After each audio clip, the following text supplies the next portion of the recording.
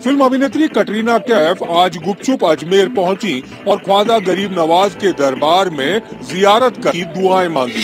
काले रंग का बुर्का ओढ़कर अपने सुरक्षा कर्मियों के साथ अजमेर में ख्वाजा की दरगाह पर पहुंची कटरीना कैफ मीडिया की नजरों से बच नहीं पाई। कटरीना ने ख्वाजा के दरबार में मखमली चादर भी चढ़ाई। कटरीना कैफ की यहाँ अटूट आस्था है, तभी तो कटरीना की कोई भी फिल्म रिलीज हो उसकी कामयाबी के लिए वो यहाँ आकर मन्नत मांगना नहीं भूलती। परंतु कुछ एक आदमी ये मूर्ति नहीं बनाई कि उसकी कब्र के रूप में जो है मजार के रूप में उसको मान्यता दे दी। आप मूर्ति खड़ी पूज लो और पड़ी पूज लो, तो एक बात ही है, क्या ये जो है धर्म के उल्ट नहीं है? इस बारे आप रोशनी पाइए। भाई साहब ने अच्छा सवाल पूछा और मैं सवाल को दोहराऊंगा। अगर सवाल को समझने में कुछ गलती होगी तो आप सीधा कर लेना। भाई साहब ने पूछा कि बुत परस्ती गलत है, उनके मजहब में भी गलत है, हमारे मजहब में भी गलत है। आप बुत को उल्टा पूजो या सीधा पूजो, तो मजहब को पूजना सही है क्या नहीं, वो आपका सवाल था। मज़ार पे जाना सही है क्या गलत है? भाई साहब ने बहुत अच्छा सवाल पूछा। इसीलिए मैं कहता हूँ कि इस्लाम को जानने के लिए मुसलमान को मत देखो, कुरान और हदीस को देखो। कुरान में कहीं भी नहीं लिखा हुआ है कि मज़ार बनाओ। यहाँ तक कि अल्लाह के रसूल मोहम्मद सल्लल्लाहु अलैहि वसल्लम ने कहा कि कोई भी कब्र पक्की नहीं होना चाहिए, अगर पक्की है तो उसको जमीन से नष्ट करना चाहिए। सही बुखारी की हदीस है कि अगर कोई कब्र पक्की है तो उसे जमीन के लेवल पे लेके आना चाहिए। मज़ार को पूजना गलत है, हराम है। मैं जानता हूं कि कई मुसलमान अनजाने में इल्म की कमजोरी की वजह से वो मज़ार पे जाते हैं। और मेरा ये कहना है कि बहुत सा कल्चर जो है, ये कल्चर हमारे जिंदगी में आ जाता है। और हमारे बाप दादा पहले कहीं ना कहीं हिंदू तो होंगे, तो हमारे बाप दादा जाते थे मंदिर, तो अभी जा रहे हैं मज़ार में। आस्ते आस्ते तब्दीली आ रही।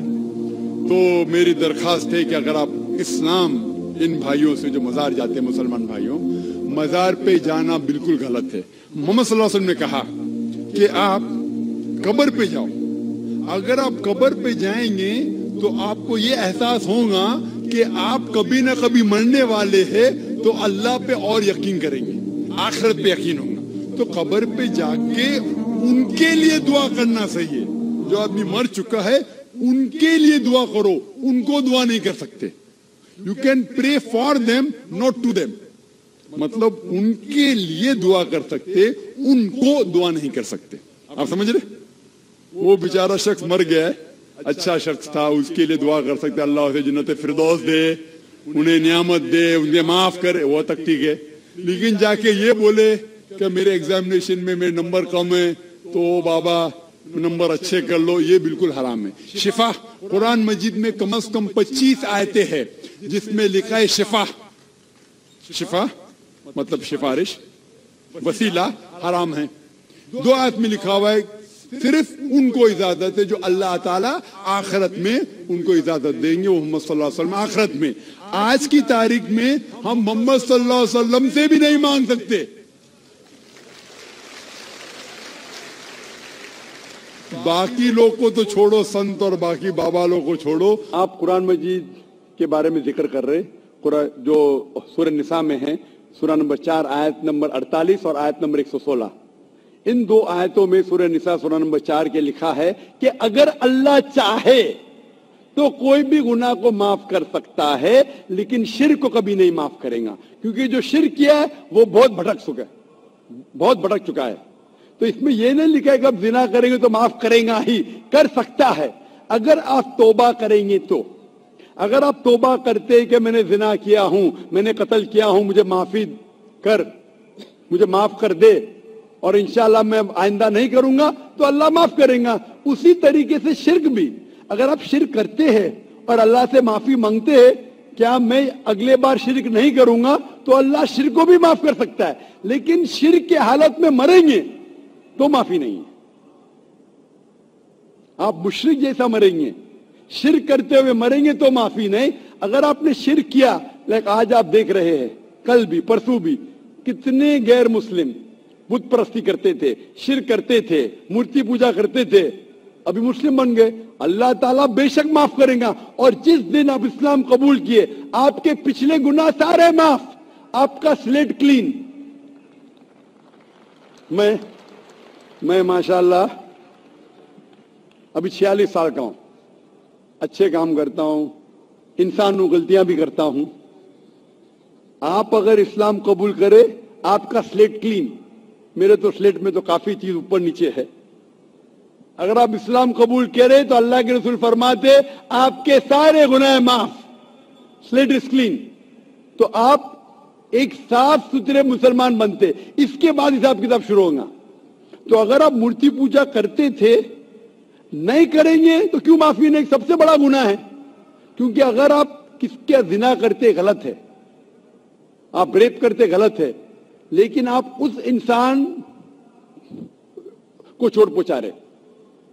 आप अगर कत्ल करते गलत करते, लेकिन अगर मूर्ति पूजा करते तो उस खालिक के नाफरमान हैं, उस खालिक को गाली देने से फर्क नहीं पड़ता है। लेकिन अगर आप गाली देंगे, उस खालिक को गाली देंगे, तो उसके अहकामात पे कैसे अमल करेंगे? आप उसके बताए रास्ते पे भी नहीं चलेंगे, आपका नुकसान होगा। तो आपके नुकसान को रोकने के लिए खुदा कहता है कि मूर्ति पूजा मत करो। कि मूर्ति पूजा करेंगे तो आप उसके जो अहकामात पे अमल नहीं करेंगे, आपको नुकसान होगा, उसके साथ साथ और भी गुनाह करेंगे। इसीलिए मूर्ति पूजा करने वाला सबसे ज्यादा बेखा हुआ इंसान है।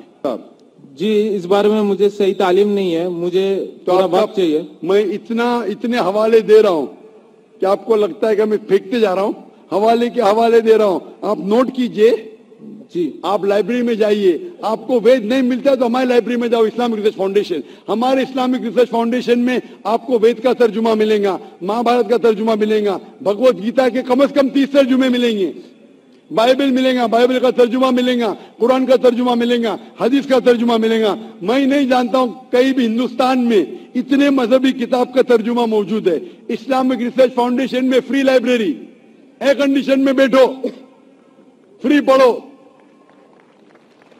इंशाअल्लाह आपको चाय पानी भी दूंगा मैं।